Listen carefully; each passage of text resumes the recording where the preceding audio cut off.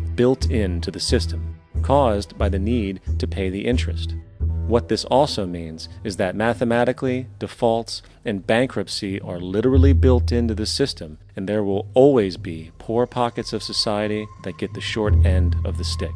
An analogy would be a game of musical chairs, for once the music stops, somebody is left out to dry. And that's the point. It invariably transfers true wealth from the individual to the banks. For if you are unable to pay for your mortgage, they will take your property. This is particularly enraging when you realize that not only is such a default inevitable due to the fractional reserve practice, but also because of the fact that the money that the bank loaned to you didn't even legally exist in the first place. In 1969, there was a Minnesota court case involving a man named Jerome Daly, who was challenging the foreclosure of his home by the bank which provided the loan to purchase it. His argument was that the mortgage contract required both parties, being he and the bank, each put up a legitimate form of property for the exchange. In legal language, this is called consideration. Mr. Daly explained that the money was, in fact, not the property of the bank, for it was created out of nothing as soon as the loan agreement was signed. Remember what modern money mechanics stated about loans? What they do when they make loans is to accept promissory notes in exchange for credits. Reserves are unchanged by the loan transactions, but deposit credits constitute new additions to the total deposits of the banking system. In other words, the money doesn't come out of their existing assets. The bank is simply inventing it, putting up nothing of its own except for a theoretical liability on paper. As the court case progressed, the bank's president, Mr. Morgan, took the stand, and in the judge's personal memorandum, he recalled that the plaintiff, bank's president, admitted that, in combination with the Federal Reserve Bank, did create the money and credit upon its books by bookkeeping entry. The money and credit first came into existence when they created it. Mr. Morgan admitted that no United States law or statute existed which gave him the right to do this. A lawful consideration must exist and be tendered to support the note. The jury found that there was no lawful consideration, and I agree. He also poetically added, "Only God can create something of value out of nothing." And upon this revelation, the court rejected the bank's claim for foreclosure, and Daly kept his home.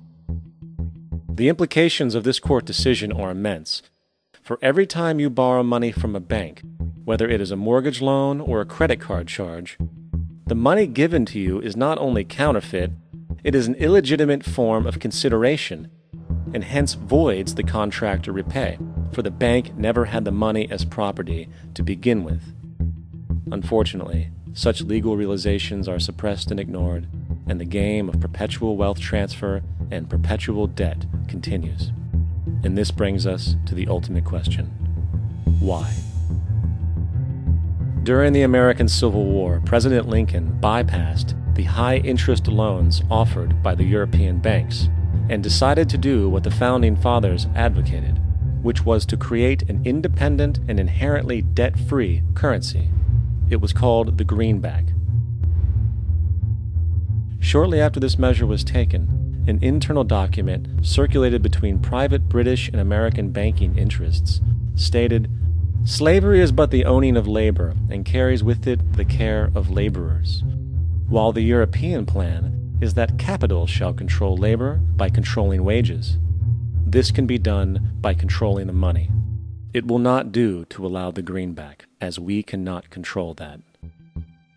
The fractional reserve policy perpetrated by the Federal Reserve, which has spread in practice to the great majority of banks in the world, is, in fact, a system of modern slavery. Think about it. Money is created out of debt. And what do people do when they are in debt? They submit to employment to pay it off.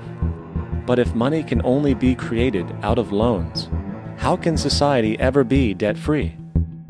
It can't. And that's the point. And it is the fear of losing assets coupled with the struggle to keep up with the perpetual debt and inflation inherent in the system, compounded by the inescapable scarcity within the money supply itself, created by the interest that can never be repaid, that keeps the wage slave in line, running on the hamster wheel with millions of others, in effect powering an empire that truly benefits only the elite at the top of the pyramid. For, at the end of the day, who are you really working for? The banks. Money is created in a bank and invariably ends up in a bank. They are the true masters, along with the corporations and governments they support. Physical slavery requires people to be housed and fed. Economic slavery requires people to feed and house themselves. It is one of the most ingenious scams for social manipulation ever created, and at its core, it is an invisible war against the population. Debt is the weapon used to conquer and enslave societies, and interest is its prime ammunition. And as the majority walks around oblivious to this reality, the banks, in collusion with governments and corporations, continue to perfect and expand their tactics of economic warfare, spawning new bases, such as the World Bank and International Monetary Fund, while also inventing a new type of soldier, the birth of the economic hitman.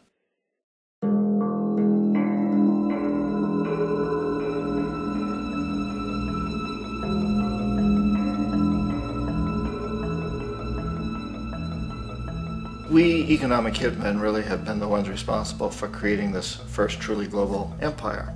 And we work many different ways.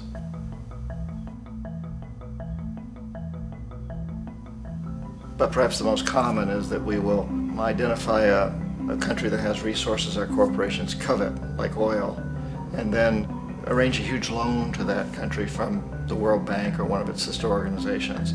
But the money never actually goes to the country. Instead, it goes to our big corporations to build infrastructure projects in that country, power plants, industrial parks, ports, things that benefit a few rich people in that country, in addition to our corporations, but really don't help the majority of the people at all. However, those people, the whole country is left holding a huge debt.